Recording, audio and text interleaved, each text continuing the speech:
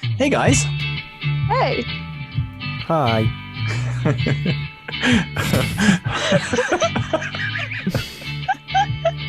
Can I just say that? I love that you do that every single time, Malky. Like, anytime it's like, hi, I'm Jonty, I'm Laura, What's my name? I'm Malky. 7 or 8 seconds before you respond. It's like we've got Drabble back on the podcast. You know what comes next after hi, I'm Laura.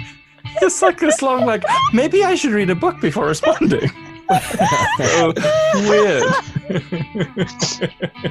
Anyway, we've just finished interviewing a really, really cool chick called Emily. Guys, what did you think of her? I mean, don't just take my word for it. Take Laura and Malky's word for it. For fuck's sake. Okay, I'm just going to carry this. So we've just interviewed a woman called Emily. Malky, this was your idea. This is the friendly, fun preamble that they have on podcasts these days, you know, when they're like, hey, coming up. Yeah. So You know. what have we got coming up in this one, guys? Let's just pull it together. What have we got coming up? Tell them about Emily. I'm going to go to Laura first. Laura, what can people expect from this episode? Emily is an absolute delight. She is just the loveliest person, and she talks to us all about her struggles with mental health and her time at Liberty College. Is that what it's called? Liberty University. Liberty University. To apologise, Liberty University, a Christian college in the States. And yeah, how that's kind of weird and different to normal universities that you or I may have been to, or not. I don't know your story. Yes, a lot of the... Wait a minute. I almost said heavy petting, but I meant to say none of that. Heavy shepherding. Heavy shepherding is the phrase. Heavy shepherding, to be fair, sounds dirtier than heavy petting. Lots of rules and regs, curfews, Yeah. which I relate to, weirdly. It reminded me of, I did a year with UCCF, Universities and Colleges Christian Fellowship. And when she talked about her experience at uni, I thought, wow, yeah, as a student, like having all those controls, that's pretty messed up. But then I was also thinking, yeah, but as a Christian thing, that's totally fine. Oh, Because wow. my experience, like our finances were all checked and we had to tell them what we were spending money on every month. Wow. For real? There was lots of rules about what to do with people of the opposite sex. Was specifically not A to few do. rules about what to do with the same sex. Yeah, same sex. I'm assuming Yeah, no, UCCF is totally cool with. Like, Yeah, you could go, like, because they were like, well, obviously that's not going to be a, you know. That's not going to Wow. be with them, obviously. But yeah, UCCF are the ultra conservative ones, hey? Yes. I'd love to do an episode. What's this for now? I'm just going off on one. I'd love to do an episode on UCCF one day. We should get someone. Yeah, if anyone's listening to this who knows somebody from UCCF who we could talk to, we won't be nearly as hostile as this intro has suggested. We're actually quite nice people. Then we'll do that. I also liked in this episode just the kind of level of honesty we ended up getting to just about our own kind of mental health struggles. And if you struggle with mental health and you're like, oh, I'm on my own, like that's not a thing, at least not if you listen to this podcast. So, yeah, I thought that was pretty cool as well. Yeah, light on the sports, heavy on the mental health. Just how they like it. Yeah, you're pretty disappointed that we didn't find out more about lacrosse. Yeah, because like I was primed by not knowing much about it, you know, so I could genuinely be like, oh, talk us through, blah, blah, blah. But nope. Yeah, I still have no real concept of what I know lacrosse. that you have a net on a stick. There's like a hook thing, a hook hand thing. Yeah, it's like Candyman. Yeah, if you stand in front of a mirror and you say lacrosse, lacrosse, lacrosse, lacrosse, then yeah, a lacrosse player shows up with a hook hand. And I think it's pretty rough. They're all like padded up like American footballers. Yeah. I'm so glad we don't have Emily for this. But Yeah, so Emily's going to listen to the podcast and be like, what have I done? We're so sorry. Emily has coached lacrosse. She was a lacrosse athlete at university, and the pressures of that had a lot to do with a lot of what happened to her. And we are now massacring the sport that she loves with our total ignorance. In our defense, well, at least in my defense, I don't know anything about any sport. So, that's, we found out recently that I literally know nothing about cricket, and a lot of people were surprised about that. But I know more about cricket than Laura does, which is genuinely shocking. I know that you have runs now. And that Yeah. you do things with your arms to indicate things. The refs do. You don't the do refs that. do. No, I didn't know the refs refs, do that umpires. Umpires. Shit. There you go. Found out there are umpires in cricket. Did you know that there are also wickets? I had go. heard rumours. Top 3 facts about cricket. This is a huge blind spot for me. About cricket. Yeah, we aggressively don't know anything about cricket as Scots, like for fear of being accused of being English. Fair. That's valid. If there's anyone out there who wants to talk to us about cricket on this podcast, I think that would also be awesome. So you can get in touch with us. All the details are in the podcast coming up, and we do all the usual promo stuff and all that kind of stuff. So we hope that you enjoy it. Joining us today, we also have Emily. Hey, Emily. Hi, hello. How's it going? It's good. It's a nice sunny day here in Baltimore, so no complaints. I'm going to tell the listeners that I discovered something amazing about Baltimore, which is the state that it's in the States, which is Maryland. And I had no idea. I have no idea where I thought Baltimore was. But yeah, welcome to Geography with John T. Emily's with us so that we can talk about a few things. We're going to talk a little bit about sport and God. We're also going to talk about what it's like to go to a big Christian college in the US, because Emily has been a student at Liberty University. Liberty University, which I think you've probably heard of if you have been paying attention to stuff that's happening in the States in Christian circles. So we'll be talking a little bit about those things as well. A few things, though, that we need to get out of the way first, and I think they're quite important, and that is, what is everybody drinking? Lolo, what are you on? Oh, excuse me, I just burped a little bit there. I am on a classic Jack Daniels and Coke in a wine glass. Looks like a massive glass of red wine. Promise it is not, because that'll be too much red wine. Sounds excellent. Marky, what you on? I am on Brewdog Nanny State. And Emily, what you drinking? I just have some water because it's 3 p.m. here, but I did commit to have a glass of wine for you all tonight, so that will be happening. That's a great compromise. Absolutely. I am drinking Toast. Here's to Change, a session IPA that they describe as citrusy, hoppy, and planet-saving, because Toast are those guys who we've mentioned before on the podcast who take, I want to say recycled bread. That can't be what it is. Recycled bread. Unused bread. They basically turn bread that hasn't been eaten by humans and put it into a thing that turns it into beer. So it's kind of... Put it into a thing. Almost what Jesus did, isn't it? So close. Turning bread into beer is close. It is blessed. It is a blessed beer. It really is. Wait, what's this got here? It says, food production is the biggest contributor to climate change, which is not true. Obviously, it's the military. But 1/3 of all food is wasted. We're here to change that. We brew our planet-saving beer with surplus fresh bread. That's a much better way to put it if you can pronounce it. All our profits go to the charities fixing the food system. So if you want to get hold of some Toast, I am going to taste some now, and it is beery. Yeah, so that's a session IPA. It's actually really nice. Hey, Yeah. just learned something. Is that true? Is that true that the military is the biggest climate change offender? I'm pretty sure in the States it is, yeah. Shoot their guns at the environment. That's right, because they keep on killing polar bears. Keep on shooting at the ozone layer. It's a stat that I've heard. I think it's more the military-industrial complex. So it is the manufacture of the military stuff. It's the... I don't know, we should actually... You know what? I'm going to do a thing, and I'm going to look up and test whether the fact that I just mentioned is true. And we can turn it... Basically, we'll be Reply All then. We'll be kind of doing all our research. And becoming John T's favourite podcast. Yeah, I mean, guys, have you listened to Reply All? It's so great. Wait a minute. Are you going to drop yourself back in? Or are we going to dedicate a whole episode? We're going to dedicate a whole episode to fact-checking shit that I've said. Brilliant. Just go through the whole This will be corrections with Pure Christianity. The apologies episode. I'm so sorry. Okay, I would love everything. I'd love to release an episode that's just called We're So Sorry. I think that'd be so great. Hi there, Future John T here, just dropping in because I felt shamed by Malky and so I did some research. I am looking at ScienceDaily.com at an article that says US military consumes more hydrocarbons than most countries. Massive hidden impact on climate. The source is Lancaster University, a study there. Research shows that the US military is one of the largest climate producers in history, consuming more liquid fuels and emitting more CO2e, carbon dioxide equivalent, than most countries. They're actually quite close to Peru in their carbon usage.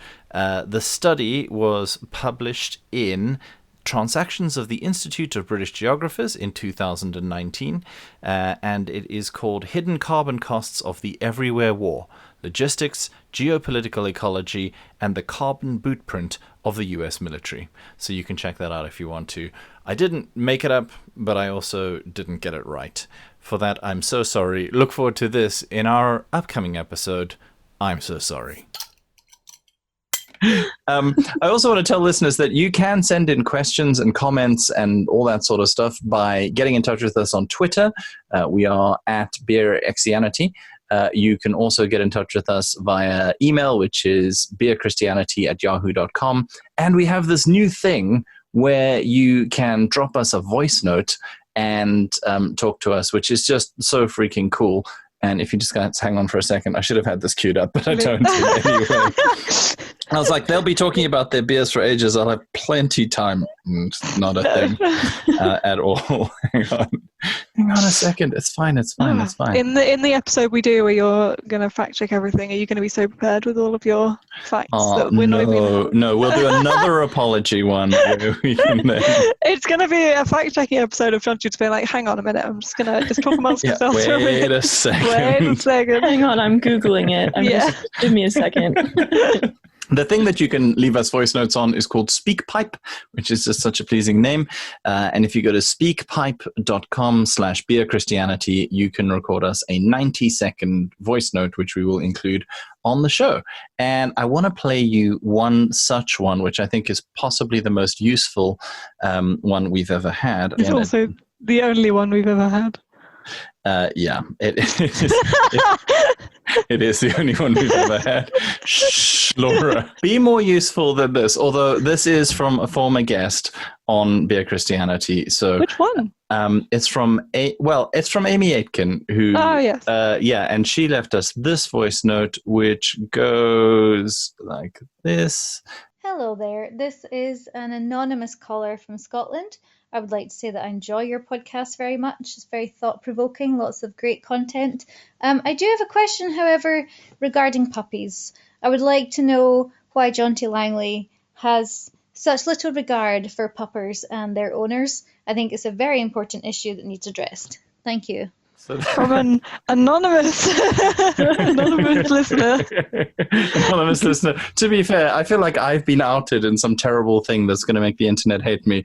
And so it's only fair that we out Amy as well. That is entirely based on the fact that I maintain that I said that I do like puppies and I do like dogs and I think they're interesting. And then Amy... Interesting. They're fine. They're like other people's children. They're fine. They're lovely. They're cute. They're whatever. And we kind of bonded over that to begin with. And then when we became friends, and then when people really want you to be as interested in their dog as they are.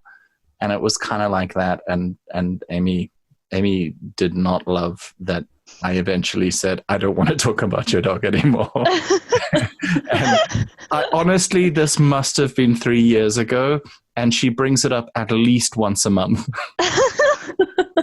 So that's amazing. I just want to say to our anonymous caller there, thank you so much for your message. You need to move on.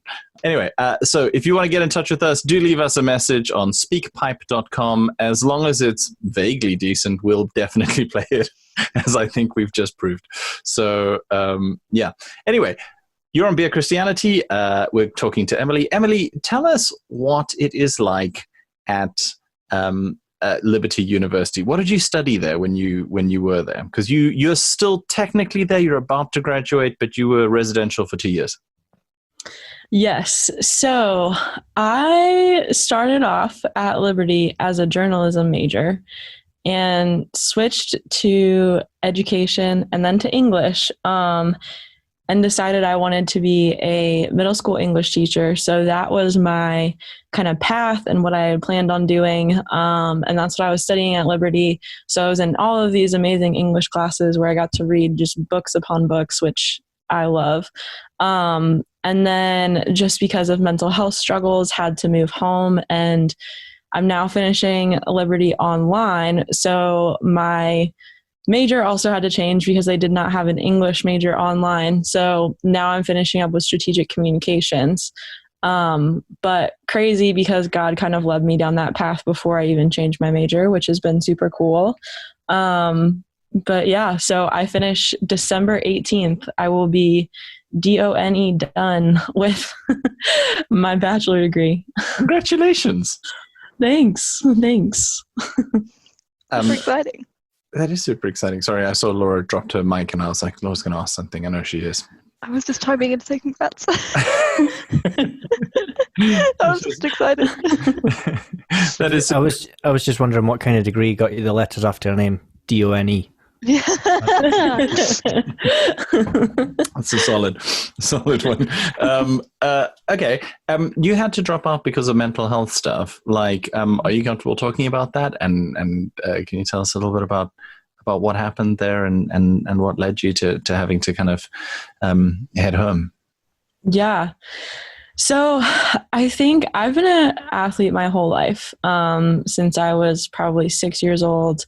My sister too, we've just played sports forever and ever. And, that culture breeds a lot of, you just have to do X, Y, and Z, and then we'll get to this place. So it's very linear. And honestly, my whole sports career up until college it was very much so like you put in the hard work and you do everything that people ask of you, you check off the boxes and you'll get to the place you want to go. And for me, that was Liberty. And so I played lacrosse there for about 2.5 years. After my freshman year, I just remember coming home that summer and feeling super anxious, but I didn't really know that's what it was. I just felt like on edge all the time and had no idea what was happening really. Like my body, my chest would get super tight. I would now, what I have language to call panic attacks, I would get panic attacks during that summer, and was just super anxious and honestly had no idea what was going on. I was just super confused, didn't really understand it. So I went back to school. I went back to Liberty my sophomore year and thought, this is weird, but I've never experienced this before. It'll probably just go away. Kind of like thinking it would be like the flu. Like, okay, something's just probably a little wrong. Like I'll just keep going and it'll go away.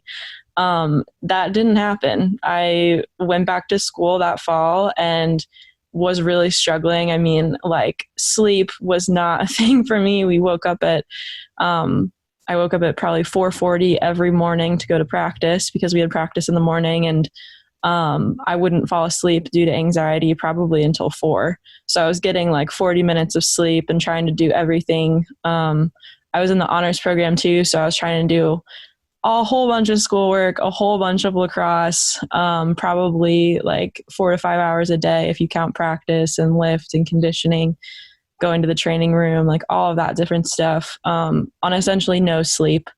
So eventually ended up kind of seeking out counseling within the athletic department. It's probably different in the UK. I'm not really sure what your guys' setup is.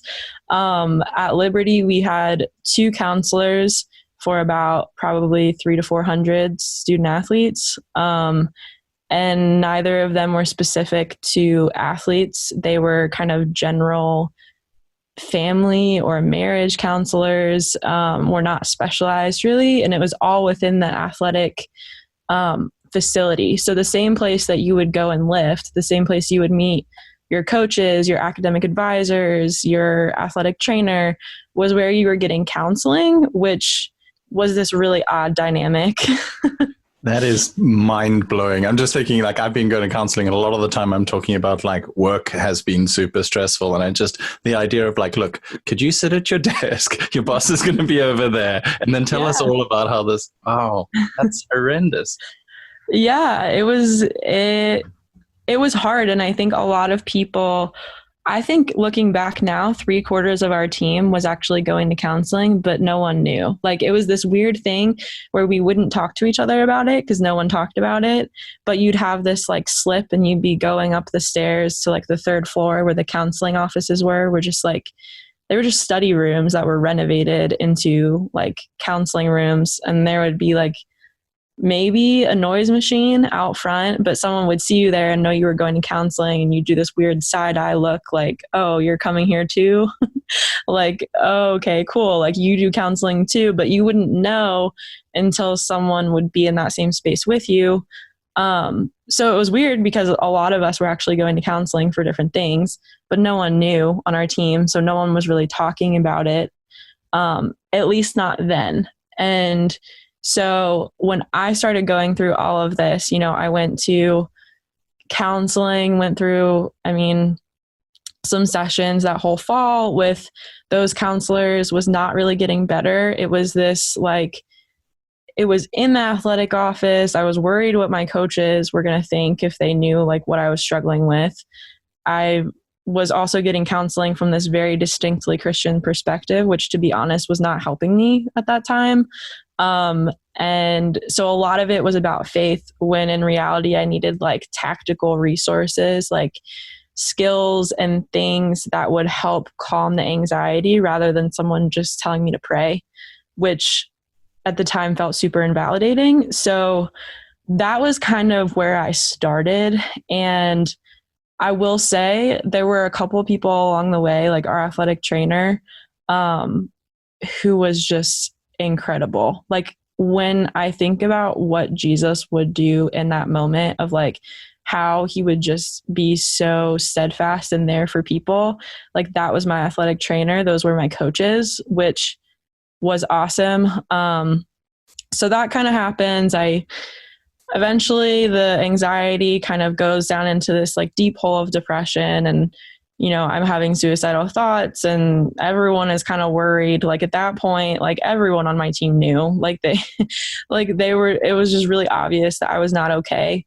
And so that kind of opened this like conversation about mental health within my team, within the athletic department, with all of that, because it was so like clear what I was going through. I mean, I distinctly remember going to a mental hospital. I was like really struggling. I was very suicidal. And it was my first time ever going to a mental hospital. It was in like backwoods Virginia, like literally had one phone in the basement of this like hospital.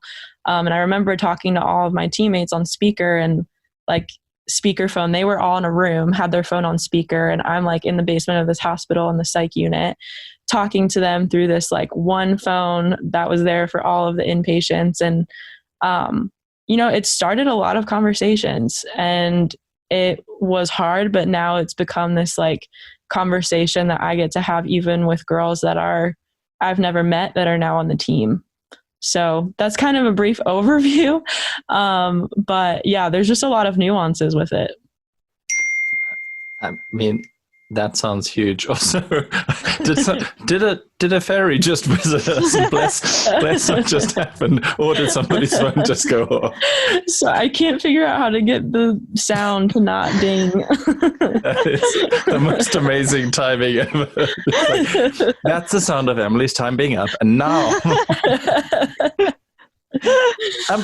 So the context there was that mental health stuff just wasn't talked about. Is that a sports thing, or is that a Christian college thing? I would say both. I think both are now starting to talk about it. But yeah, at the time that I was struggling with it, I think it was a sports thing. I mean, there's this component of sports where it's just, you just have to try harder. You just have to kind of ignore what your body is telling you.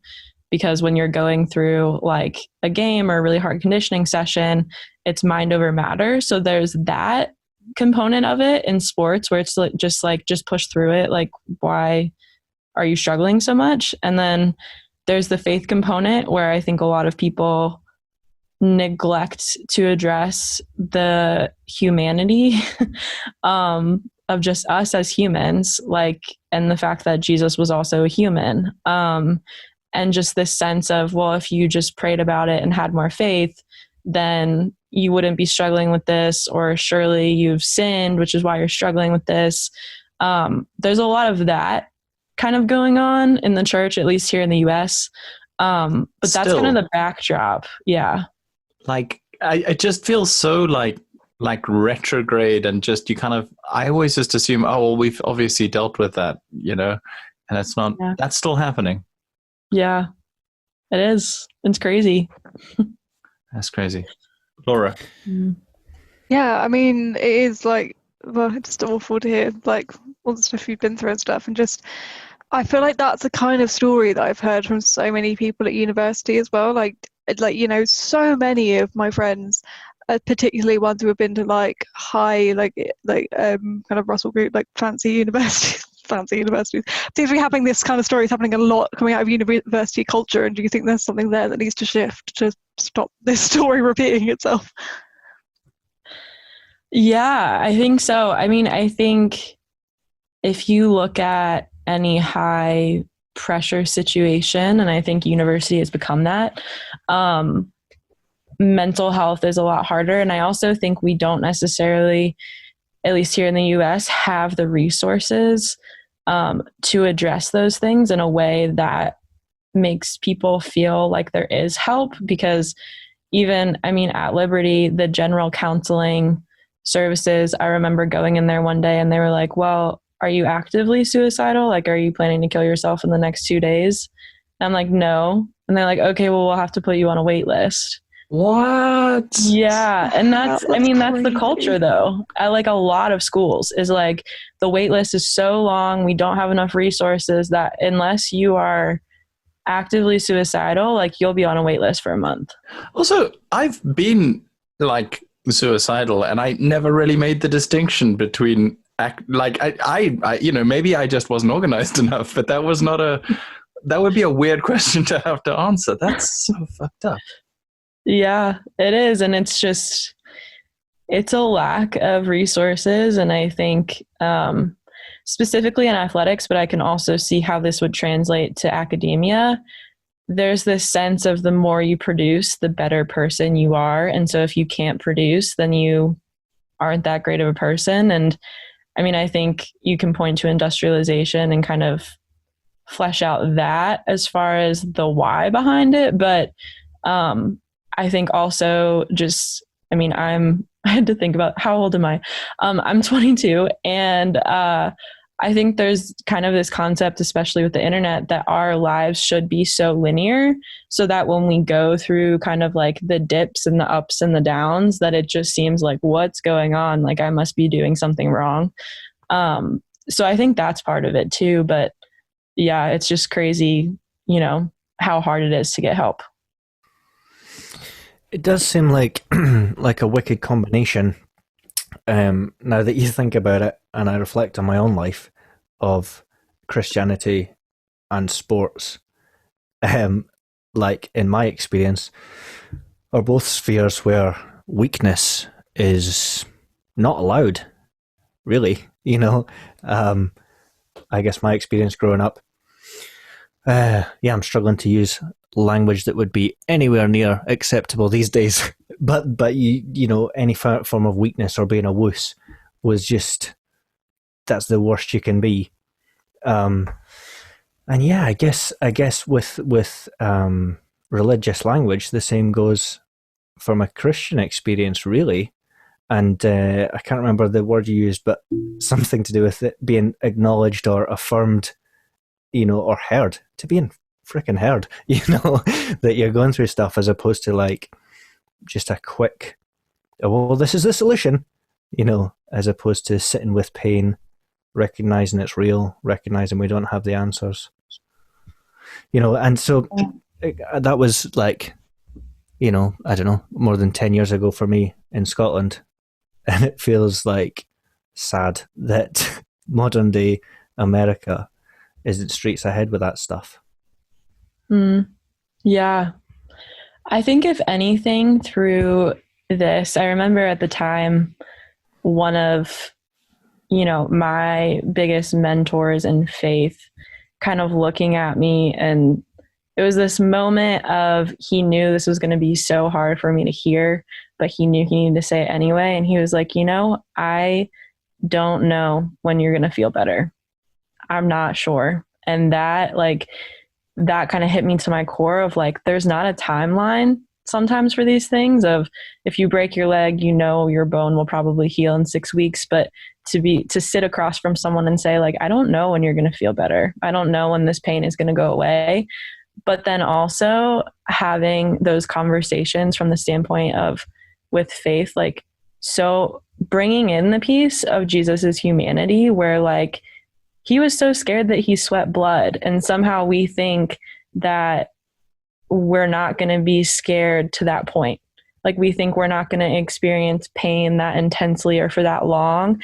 But when you go and like, you see the disciples and all of the people who really did struggle, and you see, the aspects that just make him so human, I feel like that throughout the pain has been the most healing thing for me, is to say like, yes, he's God, and that's so powerful, but he also knows what pain I'm feeling.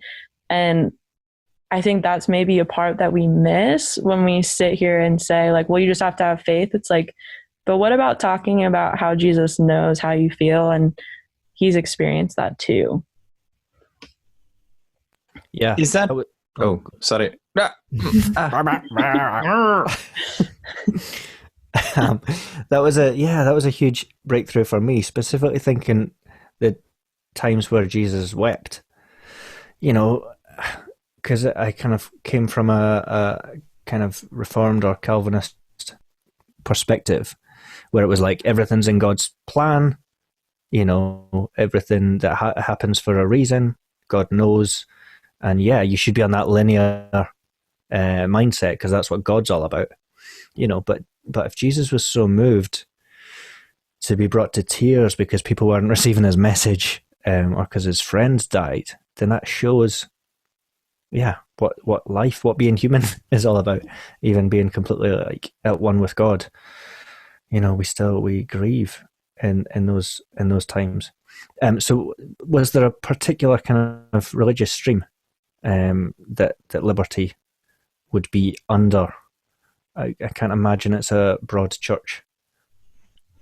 So Liberty is evangelical, and there's lots of different, like, there's so many churches in Lynchburg, so many. There's Baptist, there's evangelical, there's Methodist, there's all kinds of different churches there. There's all different kinds of people. I mean, we would call them PKs and MKs, so like pastors' kids, missionary kids, who had lived all over the world. And then you have the athletes who sometimes honestly just went because like they wanted to go to a Division I school and didn't have that faith component. So there's a very like interesting type of divide, I think, between what the general culture is of the people who don't play sports, and then also the athletic department,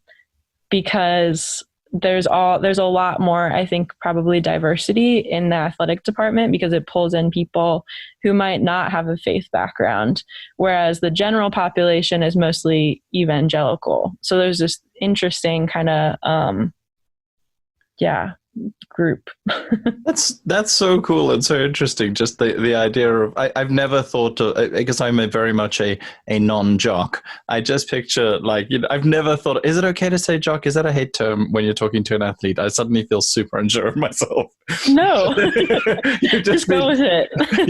You've just been so open about your struggles, and I come in and I call you a jock, which is the J word, but like just the idea of like that this is the one place where there is actually diversity in this thing, and it must be so weird. Again, my entire knowledge of kind of athlete and jock culture from America is mostly from high school movies, but I'm assuming that these people love like doing keg stands and that sort of stuff, and then they come to a super like Christian university. Is there a culture clash thing for them there? And what are the rules like at Liberty actually? Like, are there rules about what you can and cannot do from a Christian perspective?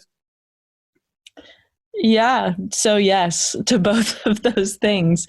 There are definitely people who come to the school simply to play a sport and are not necessarily about all of the rules that are kind of laid out.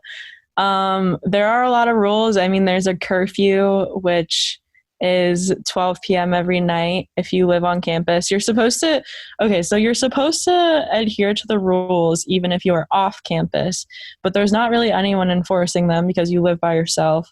So when you're on campus, you have an RA or someone who's in leadership making sure you adhere to the rules. So if you're on campus, you attend convocation, which is like basically a huge kind of assembly. They have speakers, they have worship 3 times a week. So it's Monday, Wednesday, Friday.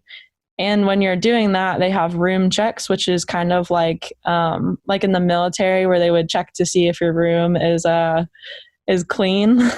No freaking way. What? Yeah.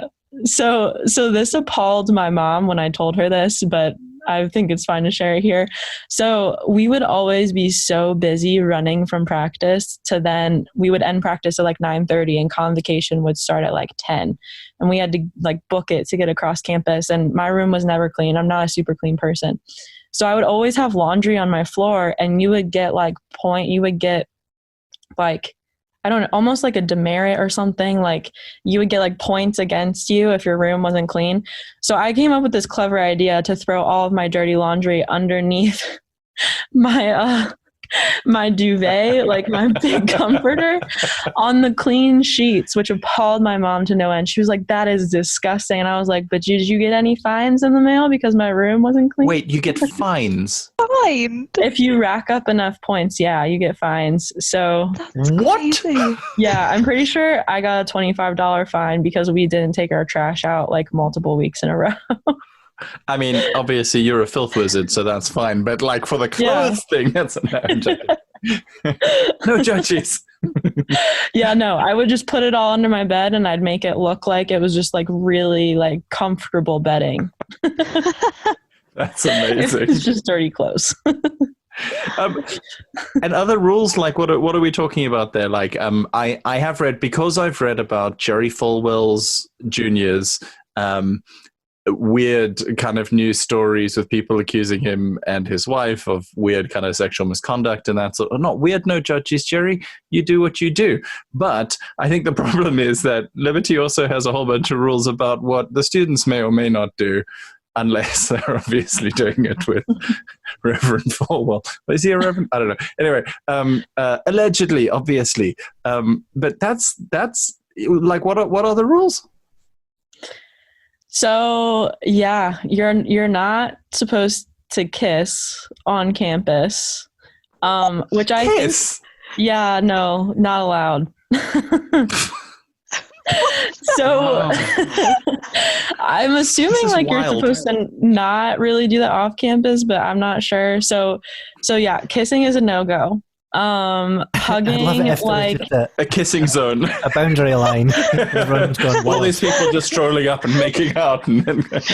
So there was this incredible social media account. I think they took it down because people got offended, but there was this person who, I have no idea who it was, maybe it was a couple of people, would just walk around campus and find these couples like trying to hold hands or like hug in these like bizarre like different ways, like in the dining hall or something, to not get caught.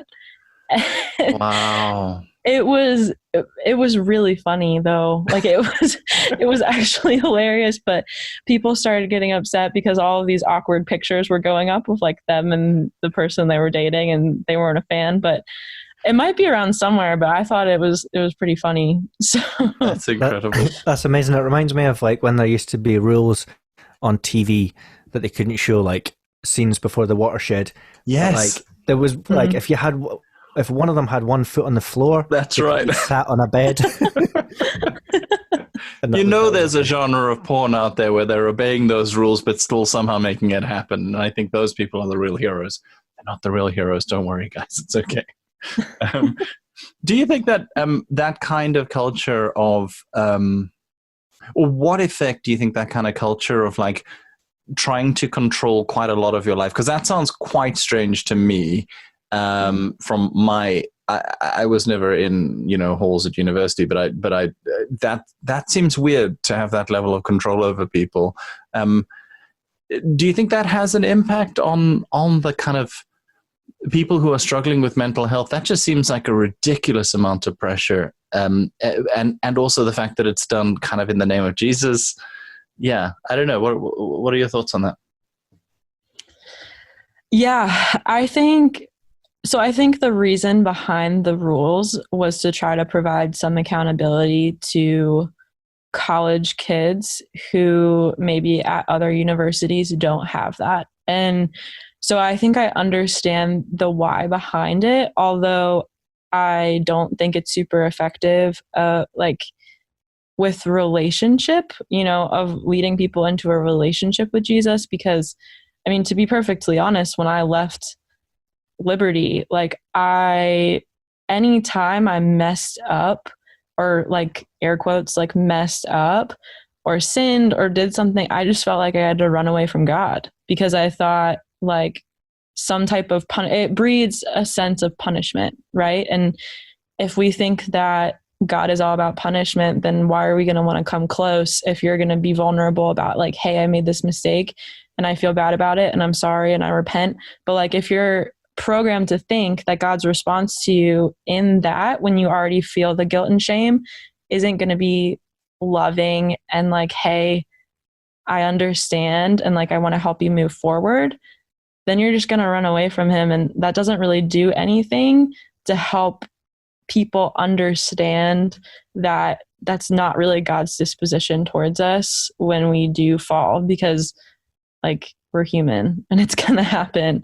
So I think there's that element. I think in the athletics department, it's different. You get a lot more freedom being an athlete. Like some of those rules, you're not supposed to move off campus until you're like a junior. I moved off campus as a sophomore. You travel a lot for athletics. So a lot of those curfew rules don't necessarily apply. All of that kind of stuff, like you get a little bit more freedom. And I think the athletics department does a really good job of communicating like grace. Even though maybe in practice that's not communicated like off the field. I think it's filled with people who embrace that concept. But I do think as a general rule, it's hard to kind of go from that type of university. And then if you mess up, like, I don't know, if you start struggling with mental health, or if you have sex before marriage, or if you like don't keep your room clean, like all of those things, then you feel like you're irredeemable. And that's not it. That's not the gospel. No.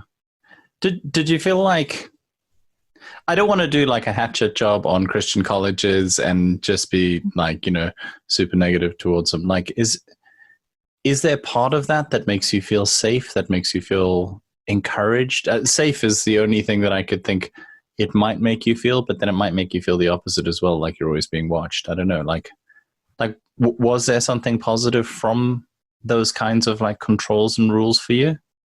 Or not really? I mean, also you don't have to find some if you don't have any. So on our team, on the lacrosse team, we had something called the Team 10, which was like culture norms instead of rules.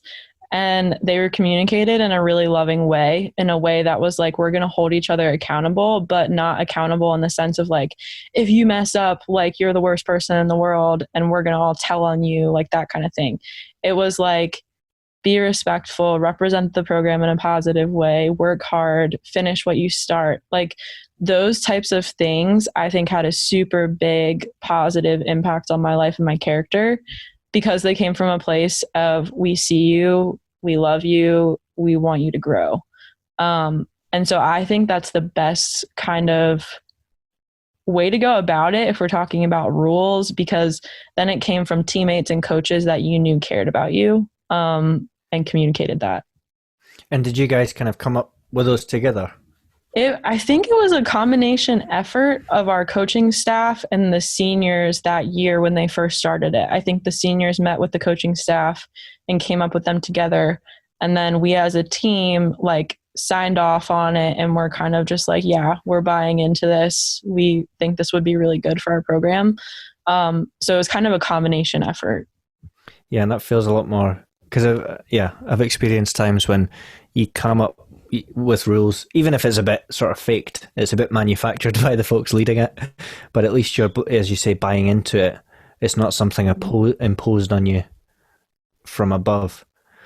Because as you say, like I want to ask you if you heard those good messages of grace kind of taught to you, but it just makes me think, again, from my own experience, the messages you leave with of like, okay, you could be saying all this stuff about grace, freedom, personal relationship with God, etc., but if the main thing the uni's putting out there is stay within these parameters, then that's kind of subconsciously what we carry, isn't it? Of like, oh, well, that's what God really cares about, and you're left mainly carrying guilt and trying to stay within the lines.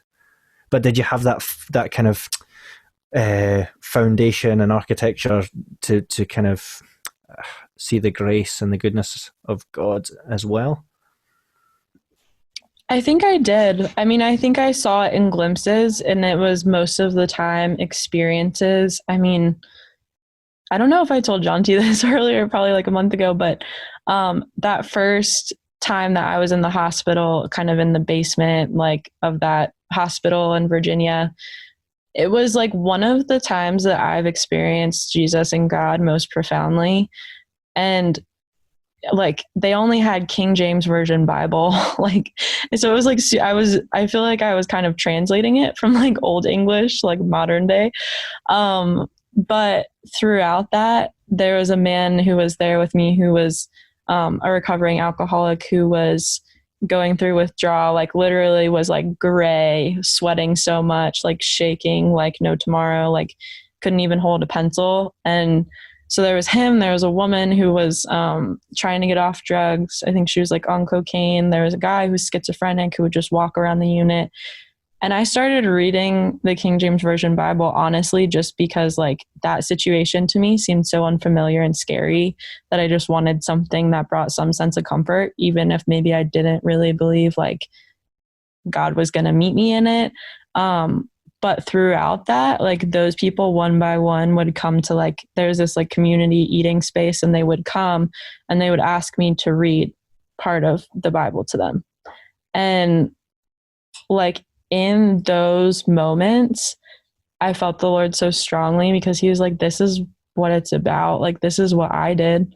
Like I went around people that other people like thought should be put in a basement or thought should, you know, not be talked to or deemed crazy. And like, I hung out with them, and it was one of the most profound kind of experiences of God's grace, of him just being like, there's purpose in this, even when other people are telling you maybe there's not, or they're trying to like heap shame on you, but like, just keep going, because there are going to be moments like this.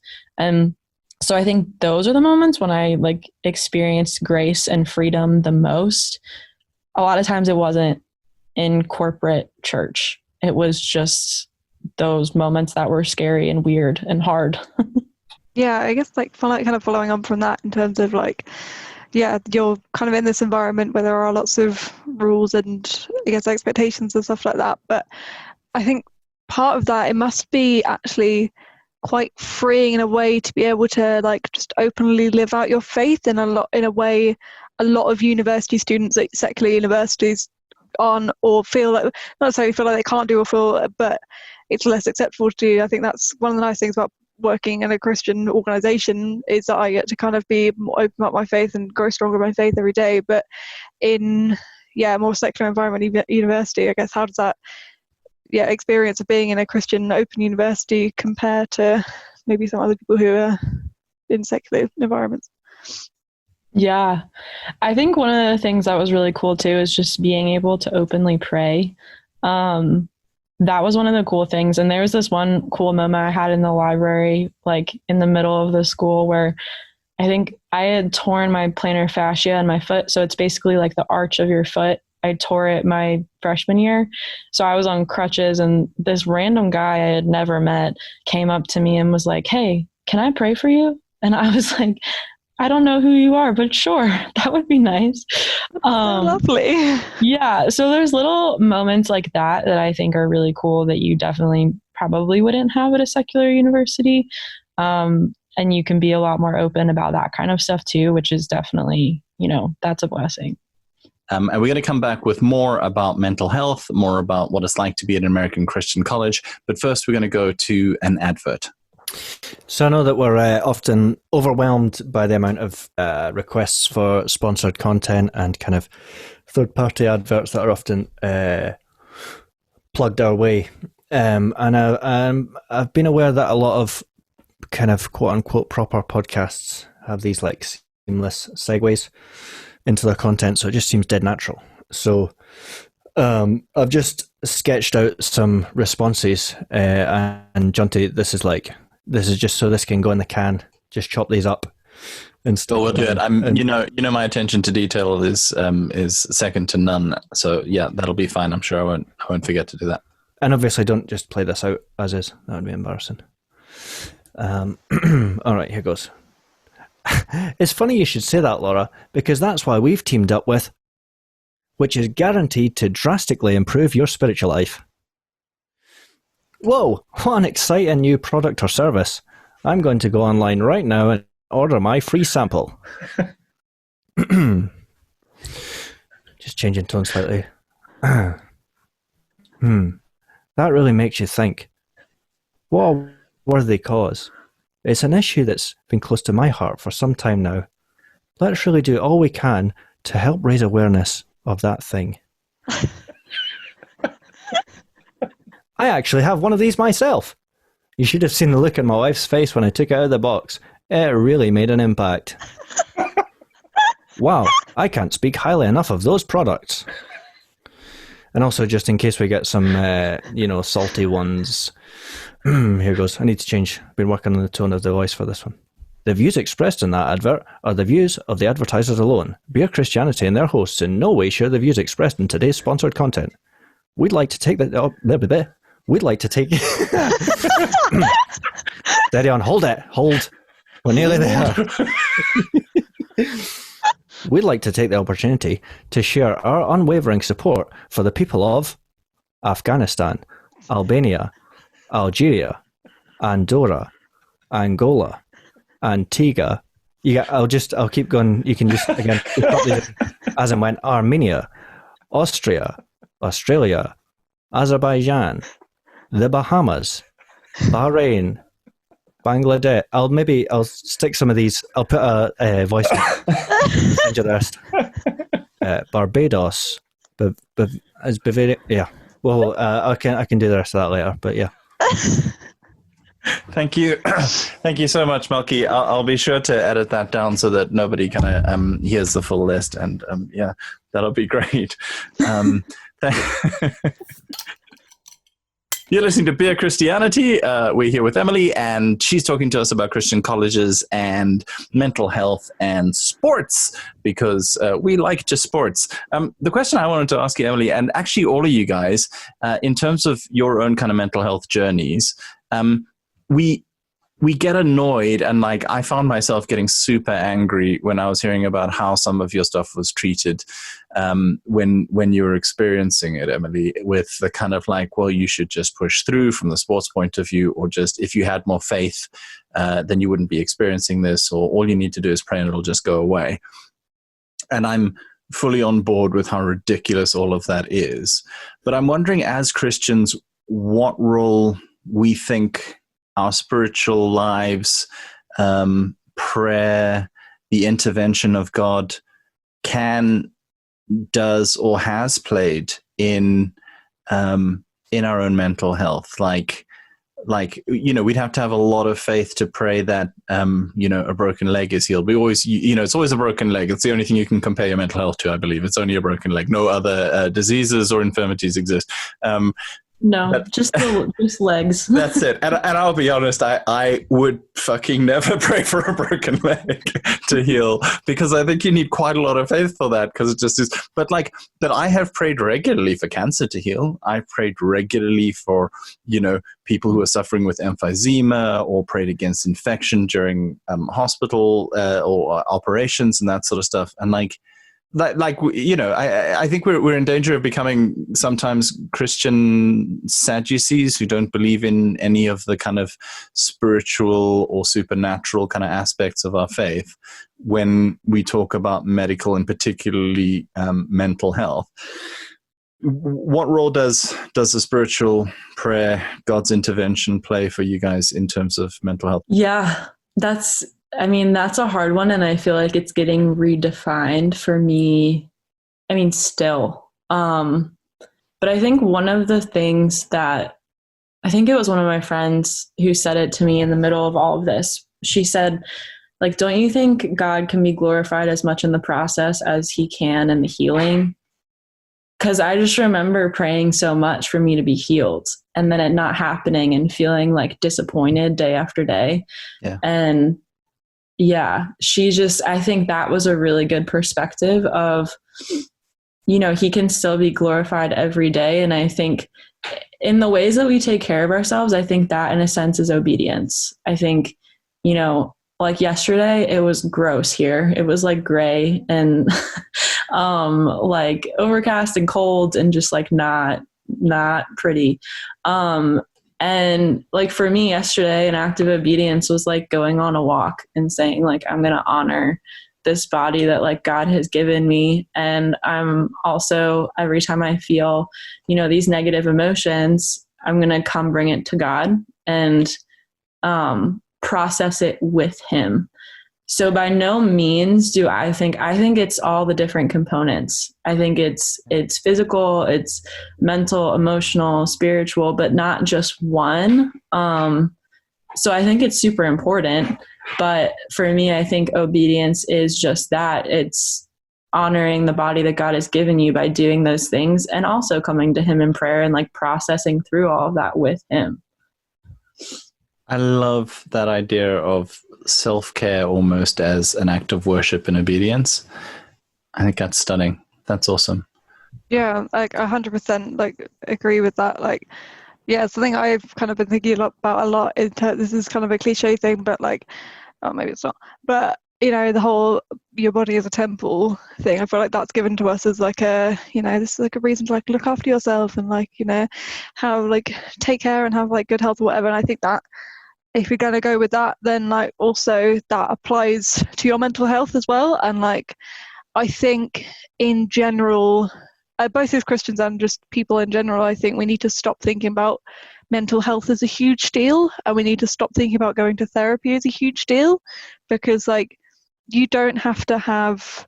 So I think the idea of you have to be diagnosably mentally ill or be at the literal end of your rope in order to go seek counselling and help, I think is an unhealthy view. I think you should feel free to be able to, if you're having a bad day or if things are particularly off for you at the moment, go talk to a counsellor. If you were, if you had a cold you couldn't shake, you would go to a doctor. Take the same thing of that. And yeah, I think, but also, along with the spiritual aspect of it, I think if you're in a time of particular darkness mentally, I think it is perfectly natural and perfectly you want to give those things to God and just have that as these are the things that are laying on my heart at the moment. I'm going to give that over to you, and you are going to guide me in the way that I need to be guided in this, because can't do that on my own. I need God to help me through that. So I think it's very much kind of but your idea of doing it out of obedience, I think is good. Okay, what about you? Well, this is pretty off-brand for me, but I was miraculously healed one time. Whoa, for real? That's pretty cool. After an injury inflicted in sports. Whoa. A link. I love it. What? Cohesion, finally. This is the magic. So this is like, oh man, yeah, the skeptic in me is shaking his head, because it was years and years ago. I was super young, like probably just made the whole thing up, but I'm pretty sure I didn't. No idea what age I was. Young, 5, 6, 7, 8. I'm just listing numbers at this point. That's just like, are you counting us into a song, man? 'Cause we can... And turn. But anyway, so yeah, playing football with church folk, and took one in the face pretty badly. It was kids and adults all playing together, and yeah, Christians are the worst at that. So obviously, some dad, full force, and yeah, I just remember I was on the ground, and some guy, I was on the ground, like, I don't know, blurred vision. It hurt a lot, and some guy came and knelt beside me and sort of laid his hands over me and was speaking in tongues. And then at some point, I can't remember when, whether it was there or as I was standing up, then it was like, if you've been hit in the face with a football, then you can feel it. Even ages later, it feels like it's still stuck to your face. And just in an instant, that all just disappeared. And so some guy, yeah, it was when we were on holiday, we're staying in caravans, so I was helped by people back to my caravan, and I was immediately like, yeah, I'm fine, let's go back and play. And I don't think I even mentioned anything at the time, but like years later, I was like, looked back and was like, yeah, I'm pretty sure that was definitely a miracle. Wow. Yeah, so that's one where genuinely, yeah, God got involved. But also, I think in recent years, it's similar to what Emily said about breaking that dividing wall between like the Christian point of view is this little narrow view, and it's that versus the world, versus science even at times, to a much more expansive, embracing view that says actually God made the whole person, and God made us with these physical needs as well as, like, whatever it is, there's those holistic needs as well. And I also recovered from an injury, which is a proper football injury. I did my ACL, cruciate ligament. But this is where classic, Laura and I just completely switch off, and like Emily's like, oh yeah, no, I know that's a thing. Yeah. Is that right, Emily? You know exactly what he's talking about. And Laura's been making a drink. I'm trying really hard not to stare out the window while you start talking about kind of like I'm not what the fuck. Meanwhile, I'm like, oh yeah, that's interesting. Tell me more. Let's compare injuries. Yeah, I'm not built for pain.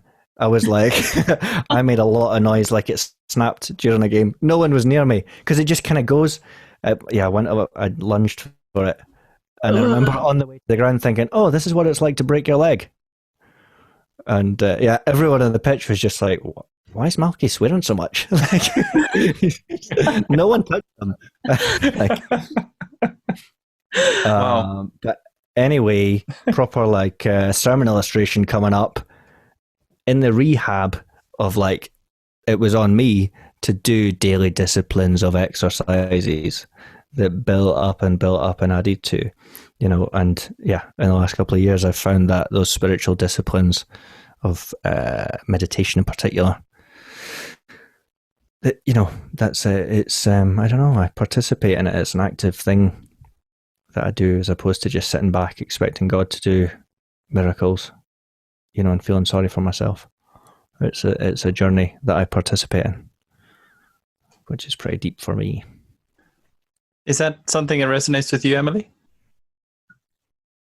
Yeah, I think initially when I started going through it, and I don't know if any of you guys can relate to this, but when I first started struggling with mental health, people were telling me to do all these things, and I was like, that's probably not going to work. Like, they were like, focus on paced breathing. And to me, like, as an athlete and just someone who, like, I'm super impatient, I was like, you want me to focus on my breathing? Like, I'm breathing right now. That's not helping me. And I was really resistant to like those ideas. And I think then I was more like, God, just do the thing. Just do it. Like how you made everyone lots of fish and bread, just like do that, please.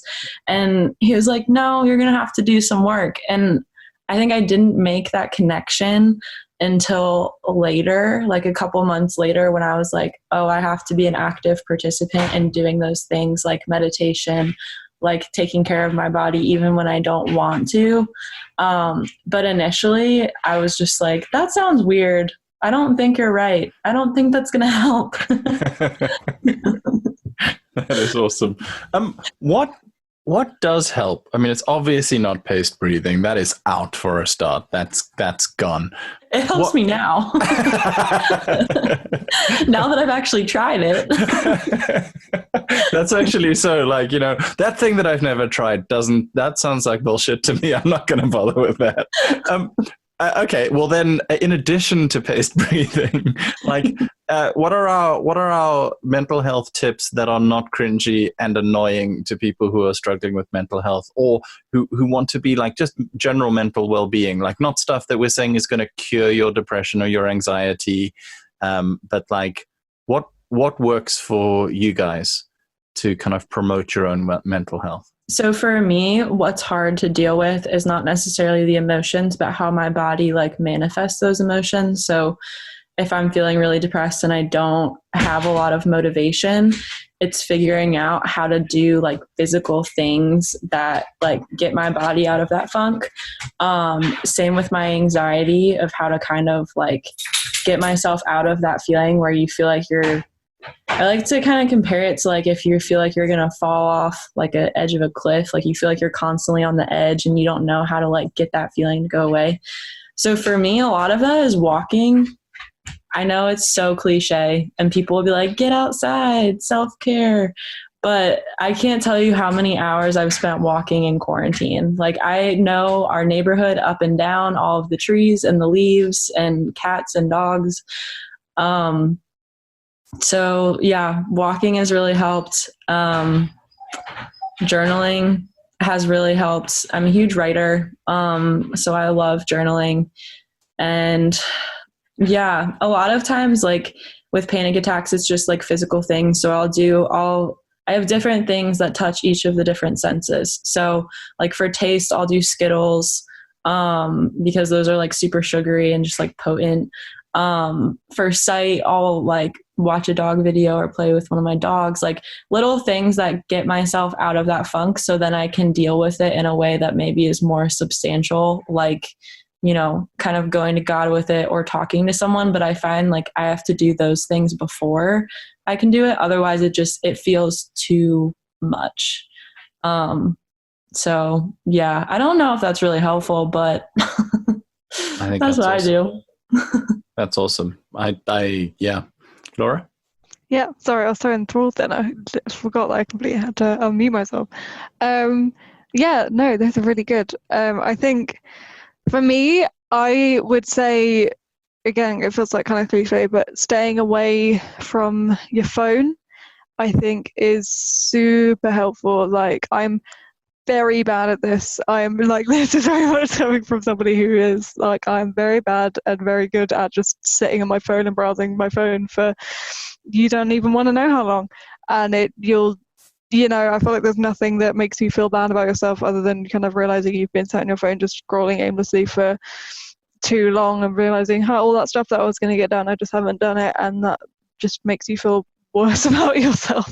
So I think actually maybe spending time away from your phone, I feel like that is a good thing for me, but kind of in that vein of like identifying what it is that is distracting you from actually spending constructive time on yourself and distancing yourself from that, I think is a more like kind of tangible thing. So for me, it's, spending too much time on my phone. So, but it might be another kind of addiction or something else like that. So trying to figure out where a lot of your, I don't know if it's a thing of like where your problems stem from, but something that is a barrier to you being the kind of person you're wanting to be, or kind of aiming for the mental health status you want to be in, and aiming those blockers and kind of trying to eliminate them the best that you can.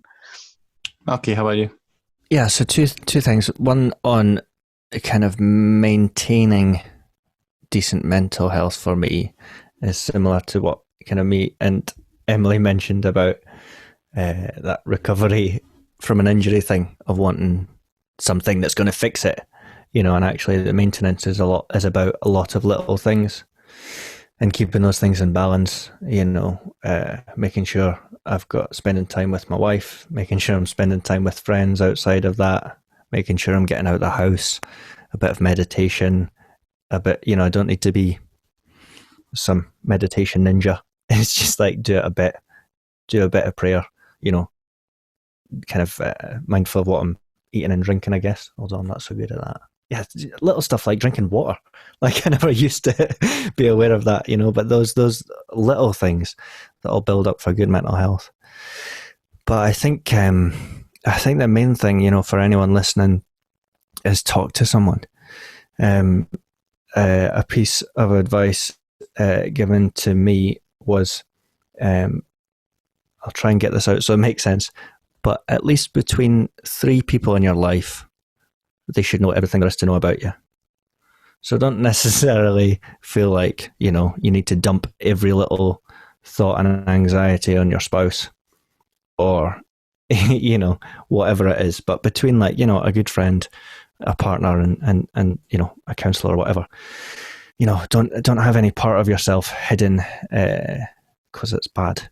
And I think, it's at the risk of generalising, especially for men, there's just shit we carry, and secrets that we have that just to, as a first step, to get that stuff out there and talk to someone that you trust to get it out of your head. We can do a lot of damage just keeping stuff in our own heads and swirling it about, but getting it out there. It's amazing the relief and I don't know, that shared the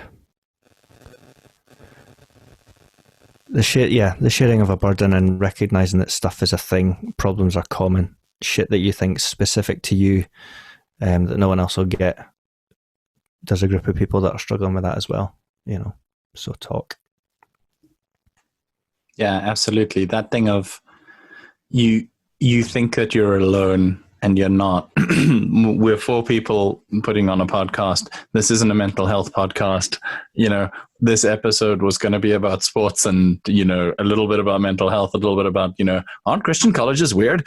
And the 3 hosts of the podcast are all talking about how we deal with our mental health problems. If you're listening to this and you're like, oh, I must be so weird and aberrant, you're really not. Like so many of us deal with this, and talking to somebody is so important.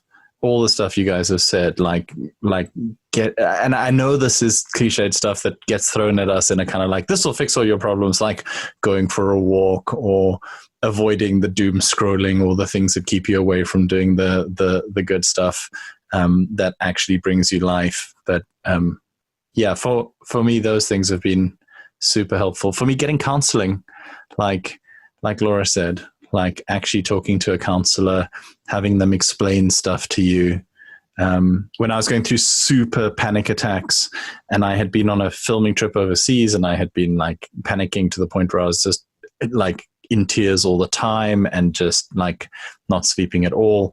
And I just remember, coming back and getting cognitive behavioral therapy, and I was like, behaviorism, it's not the deep things. I'm a special snowflake, I'm going to need some deep Freudian shit to deal with my real problems and stuff. And I went to this incredibly bored counselor who was reading off a many times photocopy of a photocopy of a photocopy of a little diagram, and he was literally looking out the window. He was so bored because he had done this so many times, and he was like, do you have any of the following symptoms? And then he was just listing off in this really bored way these things. And I was just like, it was like he had read my diary. What's that Fuji song that like he, found my diary and was read it all out loud. And yet he was so bored. And it was so standard that these things that I was like, this is a unique problem to me, was like honestly the most common expressions of anxiety and depression and all that kind of stuff. And like in that feeling of not being special, honestly, it was the most comforting thing to me in the world. And just having the shit explained to you, like, you think your stress when you're anxious and your panic attack is going to get so much that you're going to die, but you're not, because your body won't let you. So you will eventually just get less panicked. Was like, oh, okay. Well, that's, like all that kind of stuff. Like, and now I'm getting counseling from a different school, and it's all great. And I'm, exploring past stuff and, relationship with your mother and all that kind of stuff. But like understanding it a little bit and knowing that you're not alone. I don't know, man. This is so good. So good. And just that, sorry, John, it just reminds me of like this stuff. Like, I think I'm relatively kind of smart and have some good ideas, and I can figure some shit out. But like, the times I've gone into like gone through therapy and like gone into a session being like, man, I've got this really fucking difficult problem, this like really hard maths problem, and then like you come out being like, 2 + 2 is 4. Like, it's that sort of yeah. We're stupid sometimes. We are stupid sometimes. Maybe that's the secret to mental health, is to go, you're not crazy, you're stupid. So that's unhelpful. Helpful and healthy? No, we're probably not going to make it onto a poster here. Well, Russell Brand says, like, we're all a bit mental, but just not at the same time. Yeah. So that that's his gig for like community. Like, also, I've watched 2 Russell Brand videos recently that helped my mental health ridiculously. His insights were just like, I was like, again, like, hey, Russell, stop reading my diary. Like, it's like, wow. Yeah. Sorry, I totally just spoke over you because I was so excited because Russell Brand had come up. That was it. I apologize. This is how people. I mean, like, I guess he's very like mainstream and obvious at this point, but yeah, I'm a huge fanboy. He's there's some real truth there that he's just like been through the shit and found some gold. Yeah, absolutely. Guys, I think we've probably gone over time in terms of what we would usually do. Emily, I wanted to just quickly talk about, so you do like social media and all sorts of cool stuff, and you're promoting somebody at the moment. Tell us about that, and tell us about the person you're promoting. Yeah. So I own my own digital agency. I do full service social media and blogs and copywriting, and just work with a lot of people that I fully believe in and can just get behind what they're doing and find it super cool. And in doing that, I am working on promoting an album. It actually comes out tomorrow. So tomorrow being Friday, December 4th. This is going to come out way later than that, just so you know. So it's out. Go listen to it now. It's called Love and Faith. And the artist, his name is Gregory David Roberts. He has a crazy cool story. He is from Australia, and he, did armed robbery and got put in jail, and then he escaped and went to India and was just on the run from the law, and got recaptured, put into solitary confinement. And when he was in there, started writing a book, and the book he wrote is called Shantaram, but he actually wrote it 3 times, and the guards threw it away all 3 times. So he had to kind of memorize it, which was super cool. Yeah. So he released it years ago, but he started like meditation groups in solitary confinement where they would like yell between cells to each other. I don't really know how that works, because I'm assuming like yelling and meditation don't really go together, but non-traditional. I think they somehow figured it out. But yeah, so he's releasing this album called Love and Faith, and it has a lot of interesting different tracks on it. There's kind of some house music, there's a little bit of reggae, a little bit of gospel, there's like a little bit of flavors for everyone. But he's definitely kind of addressed mental health and faith and all those things, and just has like a really interesting perspective because it's not super mainstream. But yeah, it's pretty fun to listen to. So if you need some music to keep you through, if we're still in quarantine by the time this releases, go check it out. Cool. So what should people Google to find you if they want to hire you for your services? And what should they Google to listen to the music? To find me, my company is called ECW Solutions. And so there's a website, you can check that out and contact me through there. And for the music, it'll be on Spotify, Apple Music, YouTube, all that good stuff. You can just search Gregory David Roberts and then the album should pop up. So yeah. Fantastic.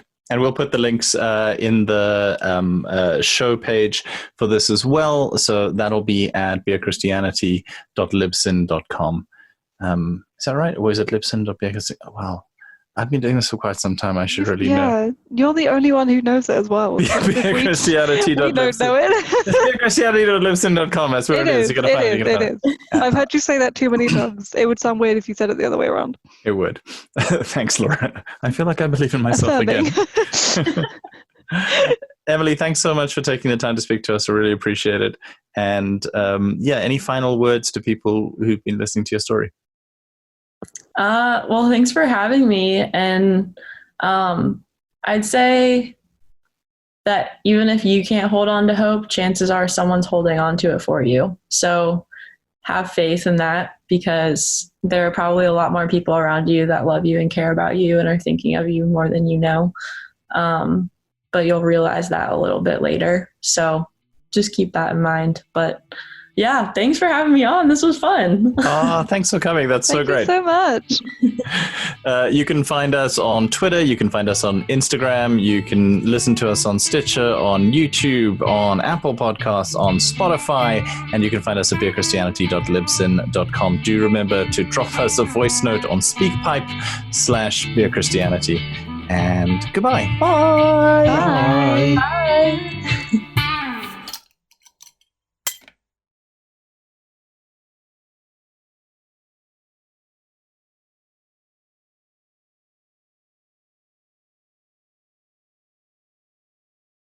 I think the main thing, for anyone listening is talk to someone. At least between 3 people in your life, they should know everything there is to know about you. Like, don't you think God can be glorified as much in the process as he can in the healing?